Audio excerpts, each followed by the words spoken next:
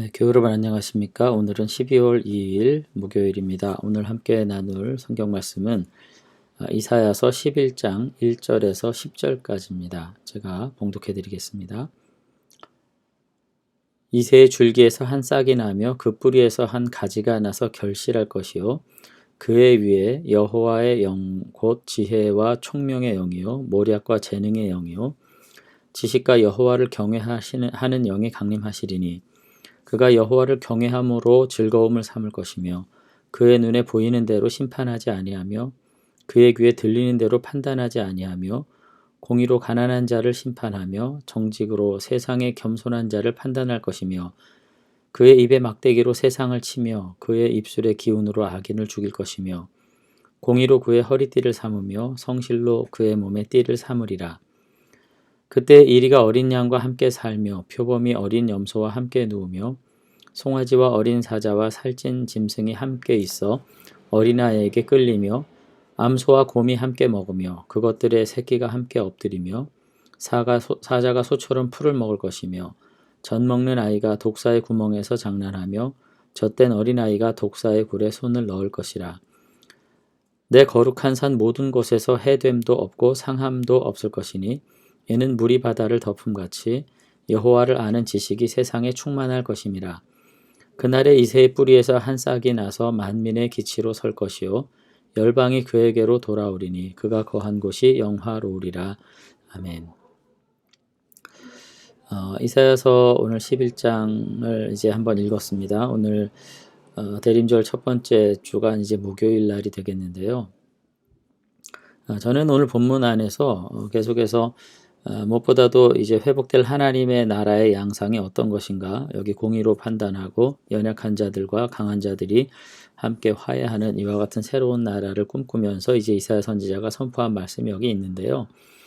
오늘 본문 안에서 우리가 이와 같은 하나님의 이상적 나라의 모습을 통해서 이와 같은 통치를 온전히 이루시는 여호와의 모습이 과연 어떤 분이신가, 통치자의 그 인격과 성품이 어떤 분이신가 하는 것들을 우리가 좀 더 생각할 수 있는 그런 묵상이 우리들에게 좀 있었으면 좋겠습니다. 그래서 대림절에 우리가 주님의 오심을 이렇게 기다리면서 가져야 될 생각 자체는 그분과의 어떤 개인적이고 인격적인 어떤 만남과 관계 형성도 매우 중요하겠지만 결국은 우리가 기다리는 그 예수 그리스도의 오심이 결국 의도하는 것이 무엇인가 하는 것도 너무나도 중요하기 때문에 그렇습니다. 그런데 오늘 이와 같은 굉장한 평화와 이상적인 나라에 대한 이상이 과연 어떤 역사적 배경을 가지고 나왔는지를 우리가 살펴보는 것도 매우 중요하겠는데 오늘 이사야 11장에 나오는 이후에 나오는 모든 그 이상적인 나라에 대한 메시지는 사실 11장 12장까지는 이제 이상적인 내용이 나오지만 13장 이후부터 보면은 이웃 나라들에 대한 심판에 대한 이야기로 이제 이어지고 있는 것을 우리가 볼 수가 있습니다. 그러니까 이 내용들은 모두가 다 당시 주전 6세기, 7세기경에 이스라엘 주변에 형성됐던 강력한 그 제국들, 무력으로 형성되는 이방 나라들에 대한 심판과 더불어서 그 나라와는 달리 진정 하나님의 나라는 어떤 가치 위에 세워지는 것인가 라는 이상적인 내용이 지금 있는 것을 볼 수가 있습니다. 예컨대 당시 이웃에는 이제 바벨론이라는 제국이 있었고요.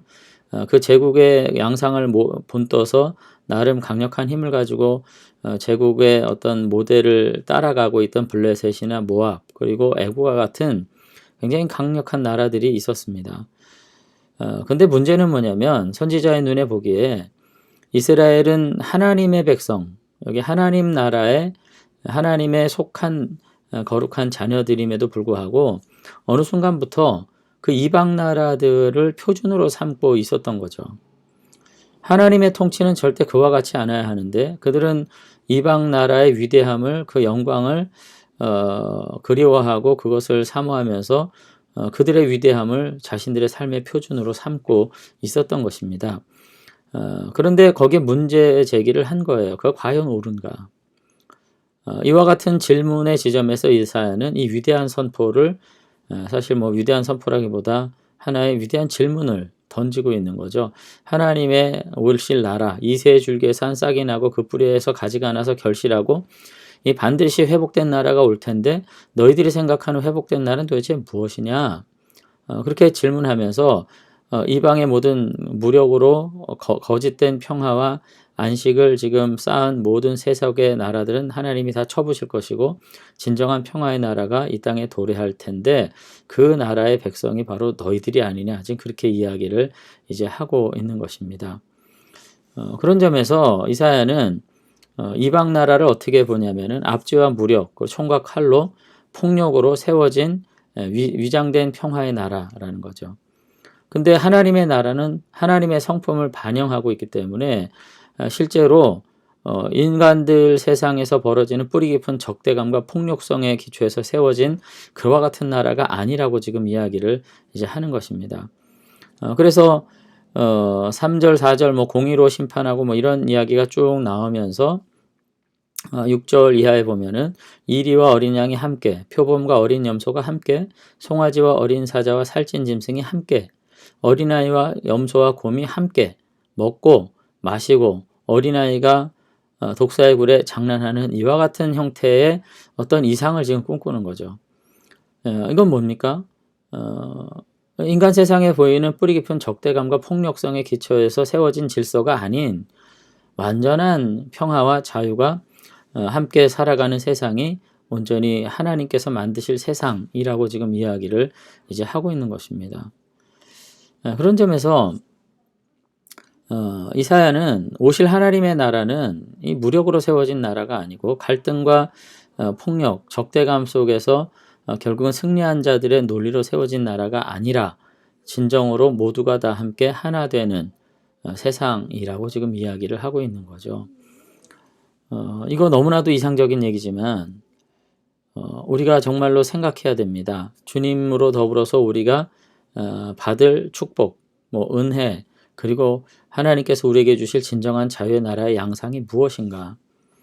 우리들도 조차도 내가 비교적 다른 사람보다 더 뛰어나고 지혜롭고 능력 있고 또 그래야만 만족을 누리는 게 당연하고 지금 이 세상 가운데서 고통받는 자들은 스스로 노력하지 않은 자들이니 그들에게 은혜를 끼친다는 것은 불공정하다는 식의 오늘 우리 시대의 매스컴과 이 거짓된 논리들로 지금 눈이 가두어진 그런 상황에 살고 있지 않은지를 우리가 생각했으면 좋겠습니다. 진정한 평화는 무력으로 세워진 그리고 약육강식의 힘의 논리로 세워진 그와 같은 세상이 아니라 오직 하나님의 공의와 거룩 그리고 하나님께서 베푸시는 은혜와 사랑에 회복된 나라라고 지금 이야기를 이제 하고 있는 거죠. 만약 우리가 하나님의 통치를 바라고 소망한다고 말하면서 여전히 이와 같이 세속적 태도를 가지고 이 땅의 모든 그 갈등과 번민 그리고 이 땅의 모든 경쟁과 이 땅의 모든 그 차별 속에서 힘의 비교 우위를 가지고 얻을 수 있는 자유를 자유라고 말한다면 오늘 우리가 살아가는 방식은 주전 7세기 이스라엘의 삶과 전혀 다르지 않을 것입니다. 오늘 우리는 주님의 재림을 대망하면서 우리의 삶을 돌아볼 수 있었으면 좋겠습니다. 우리가 신자라고 말하면서 너무나도 쉽게 그 사람을 억압하고 또 사람의 어떤 연약함을 그저 당연하게 여기고 또 증오와 착취와 온전히 경쟁의 먹이사슬에서 얽히고 설킨 이 탐욕과 증오의 삶을 반복하는 것을 너무나도 당연하다고 여기는 것은 아닌가. 우리 자신들이 다시 한번 우리의 모습들을 곰곰이 좀 생각해 볼 필요가 있습니다. 결국 정의로 다스리는 주님께서는 오시는 나라를 약육강식의 포악으로 정글의 법칙을 가지고 온전히 경쟁하는 이와 같은 세상이 아니라 어린아이가 평화롭게 살 수 있는 세상, 젖먹이가 독사의 굴에 손을 넣을 수 있는 세상, 약자들이 상처받지 않는 세상을 회복하실 것이라고 그런 것들을 꿈꾸는 것이야말로 정말 신자의 이상이고 목표라고 오늘 그렇게 선지자는 이야기하고 있는 것을 볼 수 있습니다. 여전히 우리의 삶이 팍팍하지요. 이렇게 살아서 착하게 산다고 해결책이 있을 수 있는 그런 여지가 없는 상황 속에 늘 직면하지요. 그럼에도 불구하고 다시 한번 우리가 공의로운 세상을 꿈꾸면서 오늘 이 시대에 모든 약자들, 모든 연약한 자들이 오히려 자유를 누리고 그들이 편안한 세상이야말로 진정한 하나님의 나라라고 하는 것, 우리가 다시 한번 생각하면서 우리 자신이 이 세상의 논리에 갇혀서 혹이라도 이 험난한 삶을 반복하고 있는 것은 아닌지 다시 한번 돌아보며 우리의 삶에 진정한 평화의 통치가 이루어지기를 꿈꿀 수 있는 저와 여러분들이 되시면 좋겠습니다. 기도하겠습니다. 하나님 아버지, 오늘 대림절 첫째 주간 목요일을 맞이해서 다시 한번 이사야 선지자의 말씀 안에서 우리가 대망하고 기다려야 할 오시는 메시아가 어떤 분이신지, 그리고 우리가 꿈꾸는 나라가 어떤 나라인지를 다시 한번 회복할 수 있도록, 돌아볼 수 있도록 권면하신 은혜를 인해서 감사를 드립니다. 여전히 우리가 한 날 한 날 살면서 우리 스스로 삶에서 경쟁력을 잃어버리면 낙오할 수밖에 없다는 절박함에 우리가 매달려 날마다 애걸복걸하고 경쟁하고 짓밟고 상처 주고 경쟁하는 이와 같은 환경 속에 살고 있음을 고백할 수밖에 없습니다. 하나님, 그 안에서도 그러나 주님의 사람으로서 빛을 잃어버리지 않는, 맛을 상실하지 않는 삶 우리가 살아가게 되기를 원합니다. 정말로 내가 왜 하나님의 백성인지를 세상 사람들에게 보여줄 수 있게 되기를 바랍니다. 온전히 나만 있지 않고 우리가 함께 있는 세상 다시 한번 생각하면서 함께 연합할 수 있는, 정말 연약한 자들을 위해서 우리가 다시 한번 저들에게 새로운 위로와 안식을 우리가 베풀 수 있는 복된 믿음의 삶 살아가도록 주님께서 우리를 붙잡아 주시기를 원합니다. 우리가 스스로 힘으로 안식과 번영을 온전히 보장하고자 하는 이와 같은 우상 숭배와 같은 삶 살아가지 말게 하시고, 오직 주님께 우리의 삶을 맡긴 가운데 주시는 말씀 안에서 지혜와 공의로 행하고 연약한 자들과 더불어 아버지 하나님 앞에 나아갈 수 있는 참 신자의 삶 회복할 수 있도록 은혜 베풀어 주시옵소서. 오늘 하루도 주님께서 이와 같이 연약한 자들과 함께 해주실 줄로 믿고 감사드리며 예수님 이름으로 기도드리옵나이다. 아멘. 네, 사순절 첫째 주 목요일인데요. 우리 다시 한번 성경이 말하는 이와 같은 이상을 그저 꿈과 같은 이야기라고만 생각하기 전에 정말로 하나님께서 이루실 나라가 이와 같은 나라인 것을 우리가 잊지 않고 상기하면서 오늘을 다시 한번 비교하고 그 나라 백성으로 살아갈 수 있는 그런 믿음의 결단들이 있었으면 좋겠습니다. 감사합니다.